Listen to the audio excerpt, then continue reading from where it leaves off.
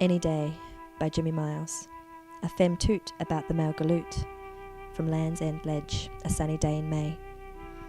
Any day down Bondi's way, ladies come to Sorrow's way, to cry along our wavy spray, when halfway barred has slightest chance. For these he gets some words to dance. Now sometimes by the merest chance, he brings them back where smiles may dance, and troubles then can take their chance, hunt somewhere new to hang their pants.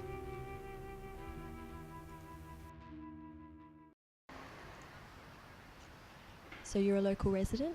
Yes, And what was your name? David. What do you know about Jim the Bondi caveman? I noticed he's there and his dwelling getting bigger and more organised. I kind of have mixed feelings about it. On the one hand, it makes you feel slightly less safe if you don't know him or what the story is.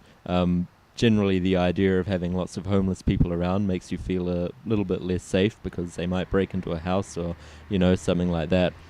A little bit of anxiety, but very mild anxiety. I don't feel that strongly about him, but if a whole lot of people started moving into the caves, which sort of opens up, it would kind of become a problem, And what about the woman who campaigned for him to stay?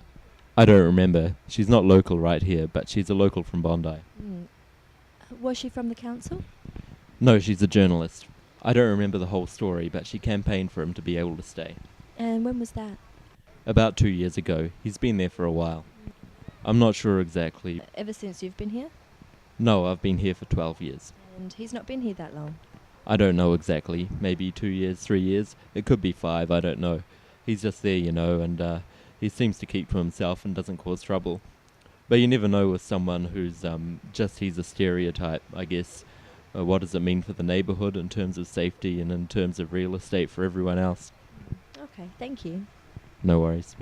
I am a councillor, and I was mayor last year, so I'm an elected person, so basically I'm a politician, which means that we have to juggle competing aims and desires and needs and wants. It's a lot about compromise, and when it comes to Mhyles,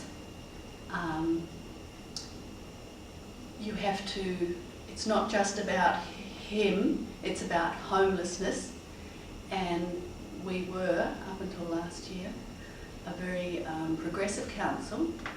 We have a fantastic policy vis-a-vis homeless people. We tried really hard to get Mhyles a new home because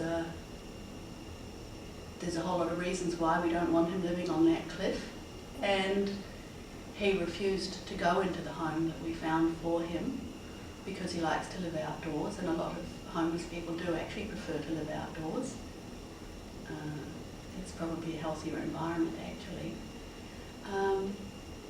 The concern with Mhyles living on that cliff, which is not particularly safe, is that there's no railing, and of course if he falls we will be held responsible, but if we try to move him and there's a fracas, we'll be held responsible.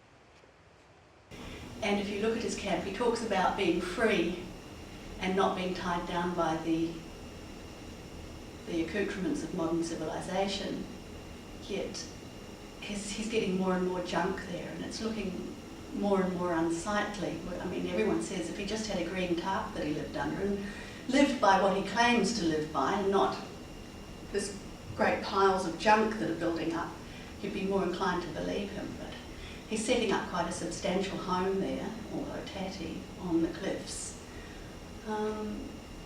Norman Andrews' house. Do you know about the Norman Andrews house? Okay, so the Labor Party bought that for the church, and I think it's a Uniting Church, and did it up so that homeless people could have a toilet, have a place to bath, shower, a place to eat, so that they weren't doing that on the street, and a place to get their unemployment benefits sent, or their health benefits sent if they're on that kind of pension.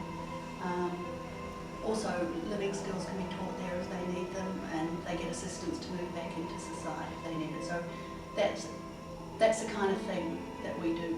But there are just some people that,